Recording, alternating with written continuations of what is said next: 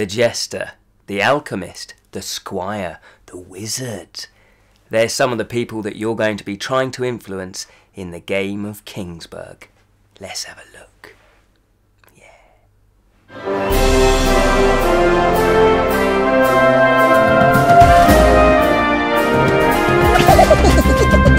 Hello and welcome to the Bottled Imp. My name is Ken Boyter and this is a fantasy review show.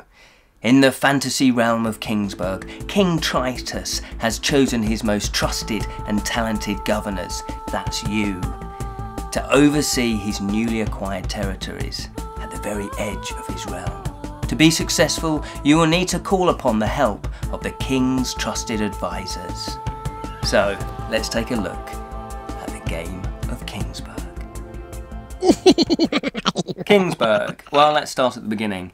What's the object of the game? How do I win at Kingsburg? It's pretty simple. It's the person with the most victory points, and there are various ways that you can win victory points, but we'll get into that as and when I describe the board.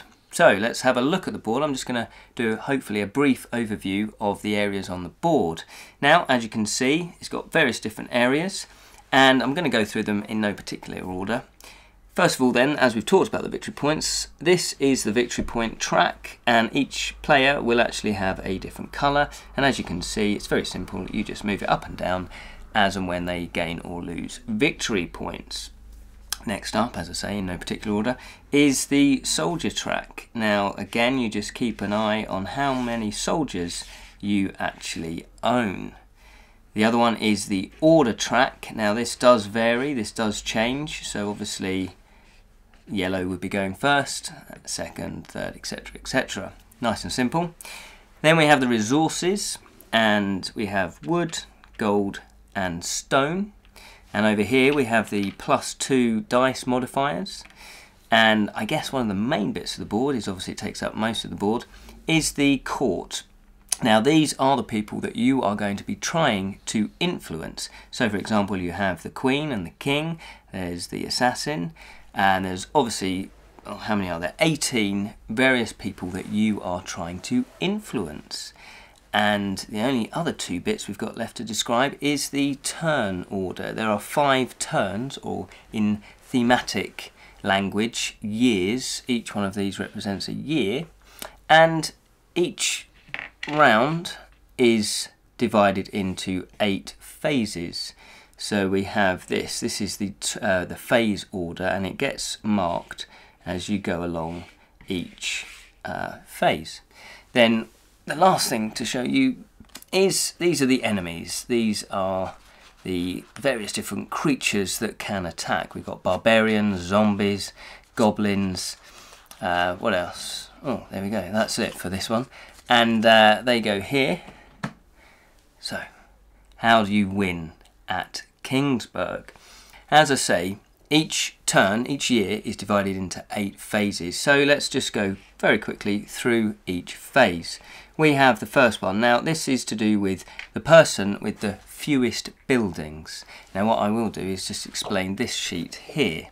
Now this, every player has one of these, and this is a list, a little sheet, that shows you which buildings you can actually build. Now the more buildings you get, the more special abilities, and I guess more importantly, the more victory points you get. As you can see, if you were to build the statue, or the chapel, the church and the cathedral, they're the ones that give you the most victory points. Some of them don't give you victory points, but they do give you other benefits, like for example, this gives you a +1 in battle, and if it's against zombies it's a +2. But it doesn't give you any victory points, but it's fairly cheap to build. So at the beginning of the game, nobody has built any buildings, so you kind of skip that one. But from previous rounds, for the next rounds on, you then obviously build up your buildings, and that person with the fewest building gets a white dice, and I'll explain why that can be quite crucial as we go along. And the second phase is a productive season, and we've entered into spring to begin with. Now what you do, this for me is the genius part of the game. In order to build your buildings you need resources, i.e. stone, gold or wood. Now what you do is each player will take their 3 dice and they will roll their dice. they will then add up their score. So, like so. So this is where my dodgy maths comes in. So that's 3, 4, 5, 6, 7, and that is 10, 11. Now obviously everybody, it's a 2 to 5 player game by the way, so everybody will roll their dice at the same time, you add it all up, and the person with the lowest score goes first. So coincidentally that was yellow. So here it would be red, and then obviously we'll decide, you know, on the actual dice rolls who goes next. And that's a great mechanism, because obviously you might think, oh, I've rolled a low dice, that's normally not a pretty good thing. Well, here it gives you an advantage. It allows you to then go first. Then what you do is, in turn, you'll be placing 1, 2 or 3 dice to actually influence an advisor, and they will then give you resources in return. So for example, I might decide that I want to use 2 dice to go to advisor number 4 because I want the gold.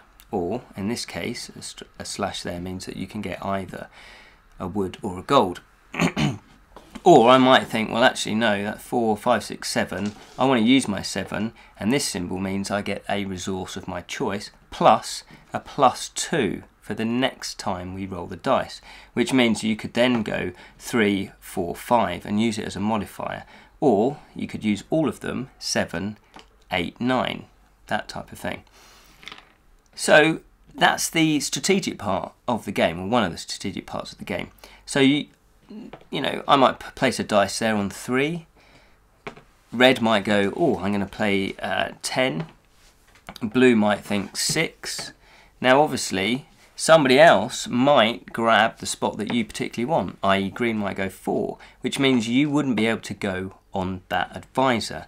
There are a few modifiers that can mean you can go onto an advisor that's already taken a dice, but generally you can only go where there isn't a dice. So for example, I would then go for 2, and then this one, well, that one's a bit of a waste.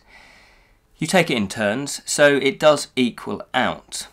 So once you've done that, you then go through all the resources. So for example, yes, yellow would get 1 gold, yellow again would get a wood, green would then either pick a gold or a wood, etc, etc. Now these little symbols here, these are actually to buy you soldiers. They will get you soldiers across the soldier track, and you need soldiers in order to defeat the enemies, because the monsters are coming at the end of the year in winter.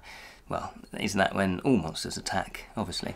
So what you do is you then get all your resources, and then you go into the building phase. And the building phase is exactly what it says.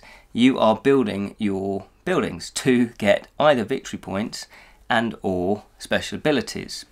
So you obviously pay the cost that you need. So once you've done that, you then put your token over to show that you've actually built that building. Then once you do that, you obviously clear away all the dice and you move on to the next phase, which in this case is basically the king's favour. The king is wanting to reward the person who has the most buildings, so they in turn get a victory point. And so again, it's a nice incentive to keep building buildings. Then after that, we simply do the production season again, and this time we've moved into summer. And then after you've rolled the dice and got all your resources again, you then do the next thing. And the next thing is called the King's Envoy. And that means that you get this little token. But again, it's a modifier for the person that is actually losing. So the person with the fewest buildings does indeed get the King's Envoy. And what that means is you can either do one of 2 actions. The first action is, like I say, if there was a dice that was already blocking where you wanted to go, you would then be able to put your dice alongside theirs and still get that resource. Or, if you didn't want to do that, when we come to the building phase, you can actually build 2 buildings instead of the standard 1. So again, that can be quite a good advantage. So when we decide who has the fewest buildings, if it's a tie, then it's actually the one with the fewest resources gets it. You then move on to the next phase, and that's autumn. And you do it again. You roll the dice, you see who gets to go first, and then you obviously influence the advisors and get your resources. Then you build your buildings again, and so on. And then we get to the last phase before the enemy's attack. Now, here it gives you a chance to purchase soldiers, and that costs 2 resources. So what you do is you might say, well, I'm going to spend 2 resources to buy a soldier, and obviously the more resources you have, you might want to spend more than 1 soldier, and that moves you up the track. Then we get to winter. Winter is here. There is a temptation to obviously say winter is coming, but it is here. And what you do is you already know that this monster attack is going to be anything from 2 to 4. So you might think, I need to stock up on soldiers, because as you can imagine, as the years go round, they become harder and harder. 3 to 5, 4 to 6, 5 to 7, and 7 to 9. Now the king, he will aid every player. So the person who is in first turn order rolls the dice, and there we go, 3 soldiers are going to be sent to every one of you in order to help you fight off the monsters. Now, it's not a co-op bit of the game, you actually have to beat them individually, so you're all fighting them individually. So you may or may not win. Now obviously there's going to be repercussions if you lose, so let's have a look at the first one. And here it's goblins, so it's 3 to beat them. So obviously just by the king you would actually draw with them. Now some buildings have modifiers like +1 against goblins or just +1 in battle, therefore you would win. If you lose, it would be -1 gold resource, plus you would lose a building. Now losing buildings is something you don't want to do, because you potentially will be losing victory points. And the victors get +1. Now if there is an out and out victor, so for example yellow here got 7 soldiers and they won outright, then they would get an additional victory point. If there's a tie, then both players there would get an additional victory point. And that basically is how you play the game. So to sum up, my final thoughts are, it's a fantastic game. We had lots of fun playing this game. And the beautiful thing about this game is it is an entry-level game. It's not that complex. It's, I would say, on the level of Pillars of the Earth and Catan. So if you have people that aren't too sure about playing board games, this is perfect. And obviously if they like fantasy, then they're going to love this. It's very easy to explain. Hopefully I've just demonstrated that. And although initially you think, oh god, it's quite overwhelming, it isn't. When you start going through it phase by phase, you know, there is a little bit of repetition, but it's not, because when you do repeat yourself by rolling the dice and influencing them, you are still obviously doing different strategic moves, because you are actually trying to build different buildings. So the advantage there is that there's 2 types of strategy. There's one where you have to think on your feet about how you're going to get the best resources from the roll die that you've done. And also obviously you might have to modify that, because you might start planning, then someone else goes where you want to go. And secondly, you've got the buildings. Now because there's such a variety of buildings, there's so many different ways that you could attack this and go, well, do I go purely kind of for the victory points, or do I build up these as I go along? So there's enough in there that if you are quite experienced at playing board games, for it not to feel too light. But if you're new to board games, then you will indeed find it really enjoyable. There's enough intrigue and interest to keep you, you know, and strategy to keep you engaged, but without being too overwhelming. I really like the design of it. I mean, it's beautifully illustrated, and just the way the board is set out, it's very economical. There's no wasted space on the board.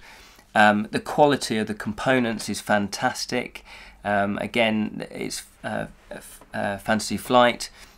They seem to always do an excellent job of the components and the quality. The instructions are very well written and again beautifully designed.